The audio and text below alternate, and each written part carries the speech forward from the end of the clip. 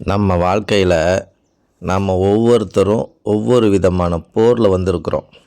இதில் பலசாலி யார் அப்படிங்கிற இந்த ஒரு விஷயத்தை உணரக்கூடிய காலம்தான் நம்மளுடைய பிறப்பினுடைய வாழ்க்கையாகவே அமைஞ்சு போயிடுது. அதில் ஏதோ ஒன்று நம்ம கற்றுக்கிட்டு கண்டிப்பாக போக தான் போகிறோம். ஆனால் நாம் ஜென்மம் எதுக்காக எடுத்துருக்குறோம், எதை கற்றுக்கிறதுக்காக வந்திருக்கோங்கிறத விஷயத்தை ரியலைஸ் பண்ணி நீங்கள் ஸ்டெப் பை ஸ்டெப்பாக நீங்கள் போகிறதுக்கு கூட பார்த்திங்கனாக்கா உங்களுக்கு கைத்தடியாக யாரோ ஒருத்தர் கைட் பண்ண வேண்டியது இருக்குது. அந்த கைடர்ஸ் காலமா, இல்லது உங்களை சுற்றி இருக்கக்கூடிய உறவுகளா, இல்லை நண்பர்களா, இல்லை கண்ணுக்கு முன்னாடி தெரியாத ஒரு நபர்களா, ஸோ யார் வேணாலும் இருக்கலாம். ஒரு விஷயம், ஒரு போர்னு ஒன்று வந்துருச்சு, கண்டிப்பாக நாம் அதில் எதிர்த்து போராடி தான் ஆகணும். இதில் நம்மளை யார் எதிர்க்கிறாங்களோ அவங்க பாம்பாக இருப்பாங்க. இந்த பரமபத விளையாட்டில் கூட பார்த்திங்கன்னா, நீங்கள் மேலே ஏறிட்டே இருப்பீங்க, மேலே ஒரு பாம்பு தலையில் ஒரு போடு போடணும், நீங்கள் சர்றனி கீழே வந்துடுவீங்க. அதுதான் உங்கள் லைஃபு.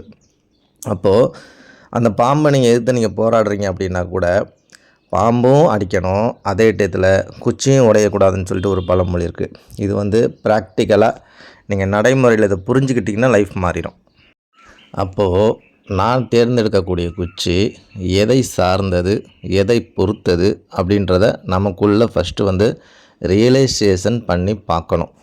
அதை பொறுத்து நம்ம தேர்ந்தெடுக்கக்கூடிய குச்சி காலத்தை தேர்ந்தெடுக்கிறோமா. ஸோ காலத்தை நீங்கள் தேர்ந்தெடுக்கும்போது பார்த்திங்கன்னா தெய்வ நம்பிக்கை அந்த மாதிரி ஒரு ஸ்டெப்பில் போயிடுவாங்க. ஸோ அவங்க மேலே பாரத்தை போட்டு அப்படியே காலத்தை கடத்திடுவாங்க. ஸோ அந்த மாதிரியான காலத்தை நம்ம கடத்துகிறோமா, அப்படி இல்லை அரசாங்க ரீதியாக, இல்லை காவல் நிலையங்கள் மூலமாக, கோர்ட்டு மூலமாக, அந்த மாதிரியான விஷயத்தை இவங்களை நீங்கள் குச்சாக பயன்படுத்த போகிறீங்களா?